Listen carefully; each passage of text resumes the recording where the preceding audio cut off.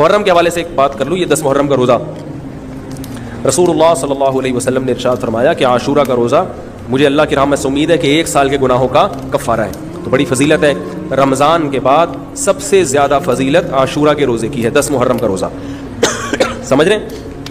محرم میں ہمیں شریعت نے کیا کرنے کا حکم دیا ہے, اسلام کیا کہتا ہے؟ پہلی بات, اسلام یہ کہتا ہے کہ محرم میں روزے رکھنا دوسرے مہینوں کی نسبت زیادہ ثواب ہے. رمضان کے بعد تو زیادہ سے زیادہ روزے رکھیں, اور اسپیشلی 10 محرم کا روزہ 1 سال کے گناہوں کا کفارہ ہے, یہ اور زیادہ ثواب ہے. پورے محرم نہیں رکھے جاتے تو کیا کرنا ہے, 10 محرم کا رکھنا ہے.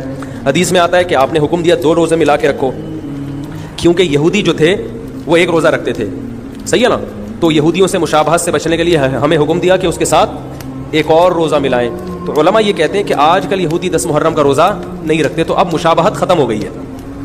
تو اگر کوئی 9, 10 یا 10, 11 کا رکھ لے تو اچھی بات ہے, نہیں تو صرف 10 محرم کا بھی رکھ لے تو بھی انشاءاللہ پورا ثواب ملے گا, کیونکہ اب اس میں مشابہت رہی نہیں ہے.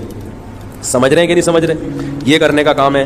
دوسرا کام, محرم میں گناہ دوسرے مہینوں کی نسبت زیادہ, اس کی قباحت زیادہ بڑھ جاتی ہے, کیونکہ 4 مہینے محترم ہیں, شوال, ذیقعدہ,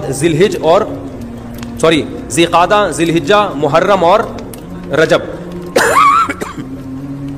یہ 4 مہینے جو ہیں اسلام میں اشہر حرم کہلاتے ہیں. قرآن کہہ رہے فلا تظلموا فیہن انفسکم, ان میں اپنی جانوں پہ ظلم مت کرو. یہ ماتم کرنا بھی تو ظلم ہے نا اپنی جان پہ.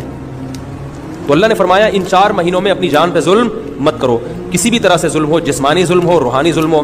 جسمانی ظلم ماتم کر کے بھی ہو سکتا ہے, اور انگاروں پہ چل کے بھی ہو سکتا ہے, اپنے آپ کو پیٹ کے بھی ہو سکتا ہے. روحانی ظلم کیا ہے؟ گناہ کر کا.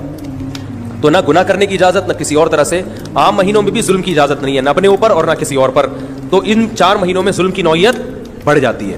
سمجھ رہے ہیں؟ یہ ایک محرم کی فضیلت ہے اسلام میں.